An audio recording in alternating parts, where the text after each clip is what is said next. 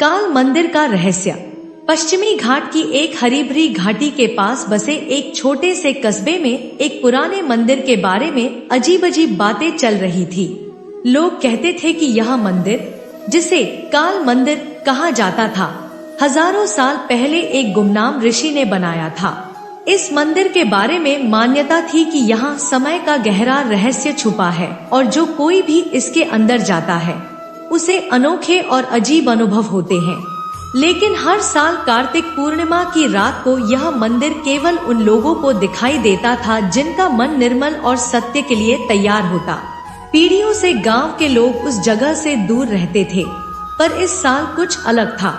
एक युवा पुरातत्वविद आरव उस कस्बे में आया, जिसने मंदिर को खोजने और इसके रहस्यों को सुलझाने की ठान ली। बचपन से ही उसे इस मंदिर के बारे में एक गहरा और रहस्यमय खिंचाव महसूस होता था, जैसे यह उसे पुकार रहा हो। उसकी दादी उसे इस मंदिर के देवता के बारे में कहानियां सुनाती थी, जो भक्तों को उनके पिछले जन्मों की झलक दिखा सकता था और उनके जीवन के असली उद्देश्य का पता दे सकता था। गांव वालों की चेतावनी के बावजूद आरव खुद को इस मंदिर की ओर जाने से रोक नहीं पाया। कार्तिक पूर्णिमा की रात उसने अपने साथ एक छोटा सा थैला लिया, तेल का दीपक जलाया और जंगल की गहराइयों में निकल पड़ा।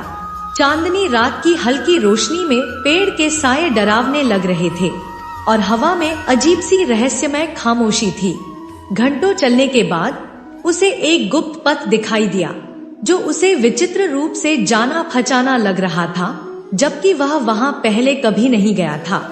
जैसे ही वह उस पथ पर आगे बढ़ा, उसे अपने नाम की धीमी धीमी आवाजें सुनाई देने लगी, जो हर कदम के साथ तेज होती गई।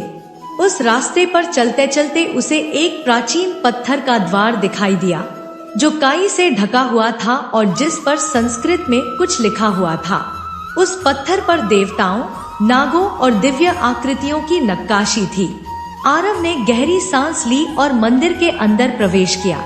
अंदर घुप अंधेरा था, लेकिन एक हल्की सी रोशनी उसे मंदिर के गर्भगृह से आती दिखाई दी।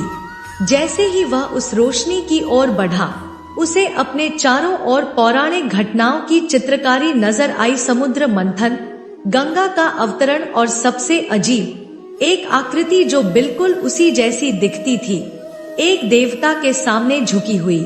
यह देखकर आरव स्तब्ध रह गया। उसकी तस्वीर यहाँ कैसे हो सकती थी?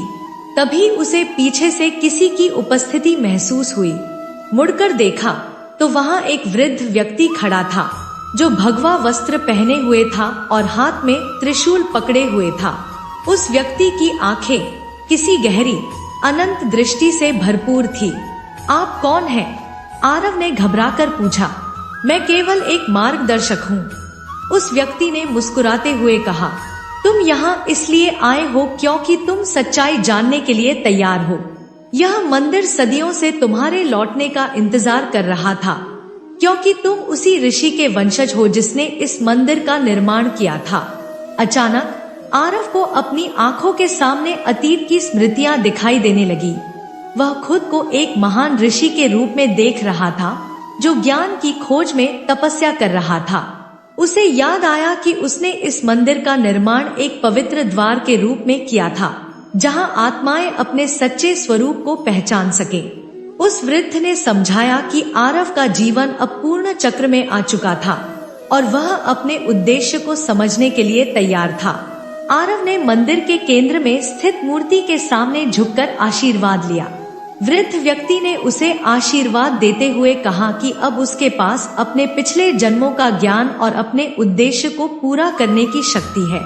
तभी मंदिर धीरे धीरे अदृश्य होने लगा और जब आरव ने अपनी आंखें खोली तो वह खुद को जंगल के किनारे पर सुबह के उजाले में खड़ा पाया, जहां उस पुराने रास्ते का कोई निशान नहीं था।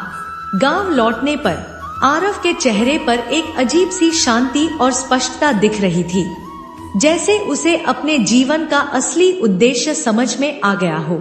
और हर साल कार्तिक पूर्णिमा की रात गांव के लोग कहते हैं कि आरव कुछ घंटों के लिए गायब हो जाता है और लौटकर एक अद्भुत तेज के साथ लौटता है, जैसे कि वह एक बार फिर उस अनंत समय के मंदिर की यात्रा कर चुका हो।